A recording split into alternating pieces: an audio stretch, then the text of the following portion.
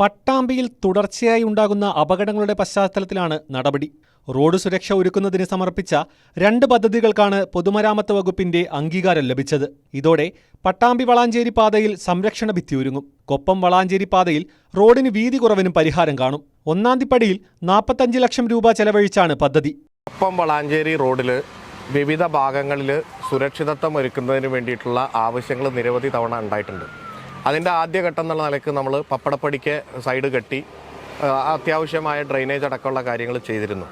അന്ന് തന്നെ ഏറ്റവും കൂടുതൽ ആവശ്യപ്പെട്ട മറ്റൊന്നാണ് ഒന്നാംതിപ്പടിക്ക് സൈഡ് കെട്ടാത്തതുകൊണ്ട് വീതിയില്ല, നടക്കാൻ പോലും വീതിയില്ല. മാത്രമല്ല രാത്രികാലങ്ങളിൽ വാഹനങ്ങൾ പോകുന്ന സമയത്ത് പാടത്തേക്ക് വീഴുന്നതടക്കമുള്ള അപകടങ്ങൾ ഉണ്ടാവുന്നു എന്നുള്ളത്.